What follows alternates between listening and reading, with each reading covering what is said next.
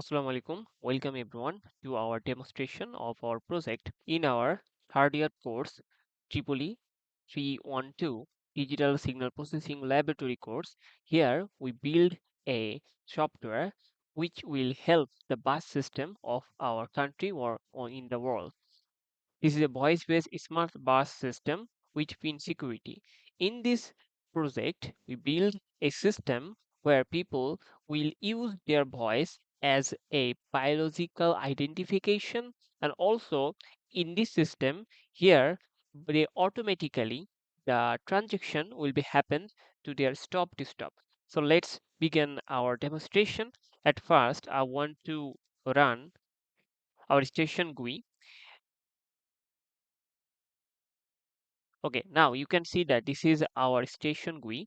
This user interface will be there in the app on the online, or it can be of any kind of institution. Here you can see on the left top side there is a new student registration, and in the right side account management. So at first, if any student want to register, at first they have to give their ID. I am giving my ID here. Also, they have to give their full name. I am also giving my full name here. And then in our system, they have to speak their nickname. So they have to identify which nickname they want to say.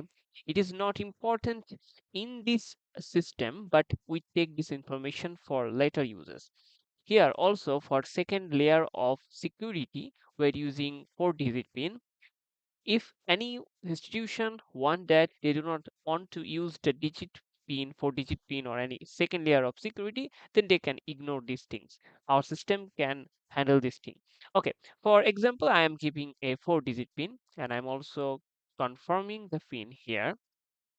Then when I will click the register student button, then the system will take my voice for a couple of seconds, about 4 to 5 seconds. In this time, for each, it will take three sample of my voice for about 4 seconds. In that time, I will speak my nickname for about 3 or 4 times. The system will then use this voice to train the GMM model. At first, it will do the MFCC, or male frequency receptor coefficient. Then it will generate 39 coefficients for each of the window of the time, and then our GMM model will reduce this 500 to 600 vector to 8 vector, and then our system will create a GMM model for each of the individual, and this will be the profile to check in the later process. So let's see.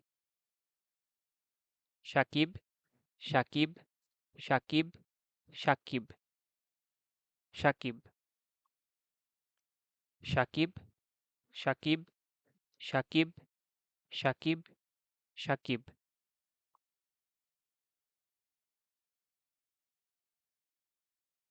Okay, the train has been done successfully. So already a GMM model has been stored in a GMM model folder. You can see that here is the folder. In that folder, there is the profile that we have built in this time. Okay, so my voice is already registered in the system. Now, in the system, if I want to add some balance, I can do that. At first, I have to give my ID and then how much amount I want to add to my account. Just suppose I want to add 100 credit. To add the credit, there will be two options. I can either choose the cash option or the Bcash option. Here, Bcash represents the online payment. If I choose Bcash, then the system will ask the sender number. So I am giving the sender number, okay, and here the system will give me the number. In that number I have to put or send the money. So for security purpose I am not showing the number here. Okay, and the transaction number will be given. If I give the sender number and the transaction number correctly, then the system will add the money to my account. And you can see that initially I added 100 credit here, and then also I added 100 here. So now I have 200 credit. So this is the two thing. Another thing is the action. You can see that how the transaction has been happened.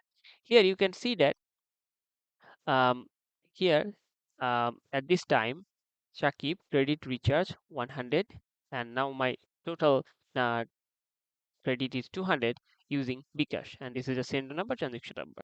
That's all for the station system. Now if I click the exit button, then system will exit. Now let's go to the main bus system, which will be on the booth or in the bus. So when I run the system, here you can see the similar interface in the left top side. Here the student can also register, and if you already registered like me, I already registered, so I don't have to do this thing again. Here you can see that in this section there is a button by attend the system. So here all the attendance will be shown, that all the previous attendance at the time when who um, boarded or exited from the bus will be here in the log. Okay, now let's test our system. At first, the students have to go through the booth or in the bus. There will be a system like this. Then he has to or she has to select the stop, the location they want to board. So let's suppose I want to board to the bus from the stoppage B. So when I click board bus option, then the system will take my voice and identify me. Let's see. Shakib, Shakib, Shakib, Shakib.